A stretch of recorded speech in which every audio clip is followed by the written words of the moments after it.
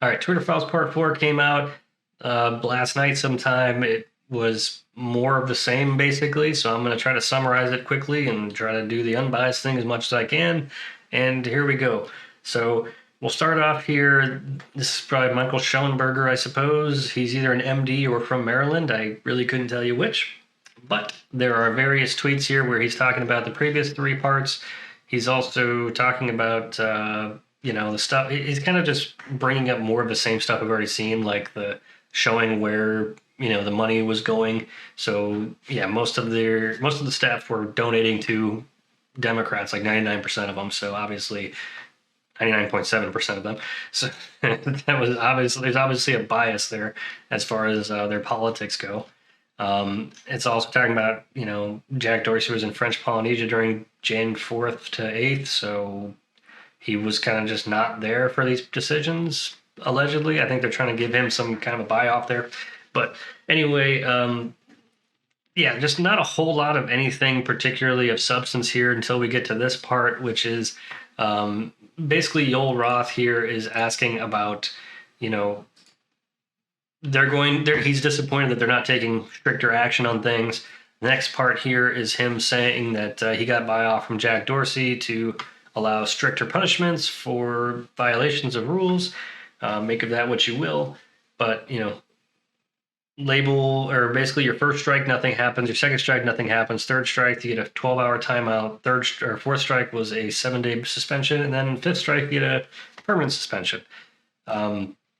With nothing here talks about how you can, any path to come back or path for, I guess redemption would be the word. So yeah, kind of dumb, but whatever.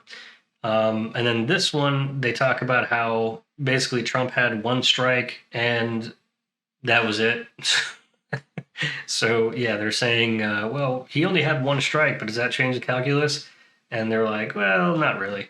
They're going to ban him anyway, and that's fine. They do whatever they want to do. They're a private company, right? However, I don't think they should ban banning anybody, especially because of how clearly biased they are, and there wasn't any real reason to do that. I mean, I understand if you don't like Trump and you look at it through that lens of you don't like the guy, then obviously you're going to think that it's fine. If you look at neutrally from a completely non-political standpoint and you go, okay, this guy said they should peacefully march and um, he doesn't accept the election results, which, let's be honest, no politician seems to accept election results. Hillary Clinton still thinks she didn't lose back in 2016.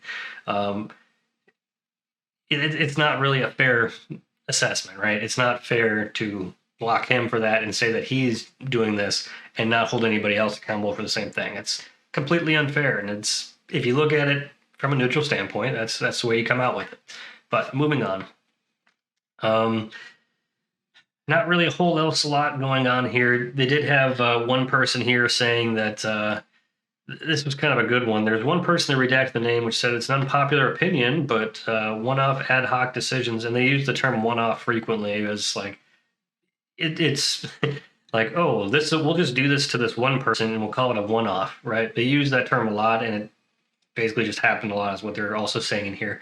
But they're saying that these don't appear to be rooted in public policy and are, in my humble opinion, a slippery slope and reflect on an alternately equally dictatorial problem. This now appears to be a fiat by an online platform CEO with a global presence that can gatekeep speech for the entire world. Bravo. Yes, good. This is one person, I don't know, guy or gal, but there's one person saying like, yeah, this is kind of messed up that we're gatekeeping speech for the entire world and not allowing people to talk just based on the whims of CEOs that are acting like kings. Like that's not right. And they're absolutely correct. That's the whole point I've been trying to make. And really the whole point of this entire Twitter files release is basically saying, yeah, this is why. I mean, Elon Musk could be saying this in a better way. I think his PR part of this is really suffering because they're not getting the key message out, which is this is why we're saying we don't want to censor anyone, because you will get bias and the bias will cause you to do unfair censorship. So that's what he's saying, but they're not doing a very good job of communicating, I don't think.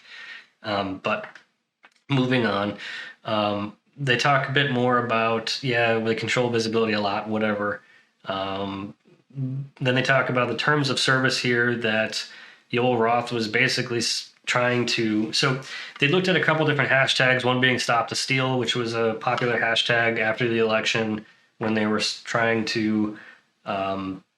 When people thought the election was, I mean, people still do think people thought the election was not fair and was basically stolen, right? Which they think about like every election. If you, I mean, you can look back to, I remember the hanging Chads fiasco back with President Bush in like 2004 or 2000, or maybe it was 2008. I don't remember, but basically, like Florida had like a whole issue with the voting and hanging Chads that they were like, well, this isn't fair because Florida did this, and because of them, like their election was very close, right? Like way closer than the last one. And people were upset, and they still are. People get upset about almost every election. It's not new. But anyway, point is, they took this hashtag and decided to lump it in with the QAnon hashtag conspiracy term Kraken. So that alone is real dumb, because they're just trying to basically, lump everybody together into this conspiracy group, right? As opposed to like people that have actual concerns. And like that's the thing. If you're concerned and you don't see the transparency that you need in an election, I think election should be 100% transparency. The machine, the code that goes into the voting machines that connects to everything, we should be able to see that. We should be able to see the raw numbers coming through. Like if you had full transparency where everything was out in the open, open kimono they call it, there would be no question, right? Or there would be less questions. It would be, the common person would be able to go, no, it's right there. It's real obvious, right? The problem is a lot of the times that doesn't happen. Cameras will stop working mysteriously. Buildings have all kinds of issues that cause problems, and people like mysteriously go on break. Like there's stuff that happens that, when there's no explanation for it, and there might be a reasonable explanation for it, but when there is none, people are going to hypothesize that things went differently than what they seem. So that's the problem here. But yeah, they're basically saying that they're going to lump everybody into conspiracy groups, and then they block those hashtags, which results in there was a cryptocurrency site called Kraken that they basically ruined by doing this. And then they noticed, like, oh, guys, I removed Kraken the other day for your information. It did break something. There's an app called Kraken app or something, and blah, blah, blah. We allow this. And that's kind of the problem with having people decide to regulate speech and censor however they want is, there's so many little smaller subsets of culture and things that use words in different ways. Words mean different things to different people. For example, if I am in the South and I say that I'm going to go get a Coke, people will assume that I'm going to get some form of soda. If I say in the North that I'm going to go get a Coke, they assume I'm going to get Coca-Cola. If I'm going to get a pop in the North, like Chicago, Midwest area, I'm going to get a soda of some kind, right? It's just, there's different ways of calling things, but words mean things to different people. And that's why you can't just have people arbitrarily deciding what words mean or what they, and that kind of stuff, because it's different for everybody. It's different depending on who you are and where you're from. But nothing else really big going on here. They talk about some more censorship for Twitter or for Trump, talking about different ways to block him, or basically they're saying that they're giving him different treatment because his account is a personal account that he's using. It's like what I said the last time. He's using different. He's not using the POTUS account. They're saying, well, if we block his personal account, then he'll just start using the POTUS account, and then we gotta look at other types of ways to ban him, blah blah blah. And it's getting ridiculous at this point, and they shouldn't have done any of it, is what it comes down to. They also talk about how Facebook kind of put a lot of pressure on them because Facebook also decided to ban him, which resulted in everybody looking at Twitter like, why aren't you banning it? You should be banning it, which kind of shows like all the tech companies, even if they don't necessarily collude in private, if one does something, if a bigger one like Facebook does something, everybody, like the media, is going to look at the other social media platforms and be like, Well, they did it. Why aren't you doing it? Right? They all try to use the bandwagon approach here. So yeah, exciting. That's how I mean, I guess that's a good example of cancel culture in a way. And then more of the same. Yeah, this is talking about the Facebook thing I just mentioned. And then Facebook suspension of Trump now puts Twitter on an awkward position. Yeah, that's basically it. So that's really the entire push of the part 4. I hope there's not a part 5 unless they have something actually good to put out, because there's not really anything particularly awe-inspiring. It's not anything particularly exciting here.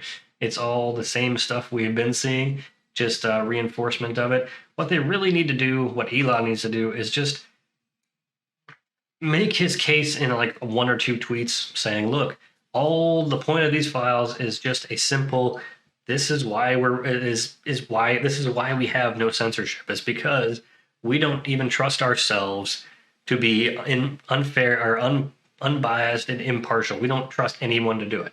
It's like the old saying, absolute power corrupts absolutely. If you give somebody all this power, they're probably going to misuse it eventually. So just don't do it. And judging by some of the stuff he's talking about doing, I think he's heading on the right track. But we'll see what happens in the future.